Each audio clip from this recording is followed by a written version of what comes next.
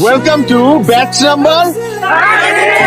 তুমি নিজে চাকরির জন্য ট্রাই করলে কি হয়? আমি চাকরির জন্য কেন ট্রাই করব? আমি তো চাকরিই করব না। আমি তো অনেক আগে থেকে তোমাকে বলছি যে আমি বিজনেস করব। বিজনেস করবে, এত টাকা কই পাবা তুমি? শোনো, বিজনেস করার জন্য টাকা লাগে না বোকা, তবে দুইটা জিনিস লাগে।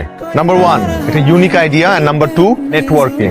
যা করো বুঝে শুনে করো। লেখাপড়া তো শেষ করছো, এখন কি করবা ভাবছো? কিছু চাকরি বাকরি কিছু করবা? চাকরি বাকরি তো করবোই না, ব্যবসা করবো, উদ্যোক্তা হবো। ব্যবসায় রিস্কের মধ্যে আমি আমার ছেলেরে যাইতে দিব না। ওর যেটা মন চায় ওইটা করি।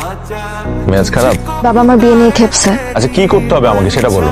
তুমি জানো না কি করতে হবে? মানুষ বিজনেস এর সব প্ল্যানিং না গ্রাজুয়েশনের আগে করে। আর আমি তোমাকে বলছি না, বাবা চাকরিজীবী ছেলে ছাড়া কিচ্ছু বুঝে না। আশ্চর্য, এখানে ভালোবাসাটা মুখ্য, প্রফেশন নিয়ে পড়ে আছে।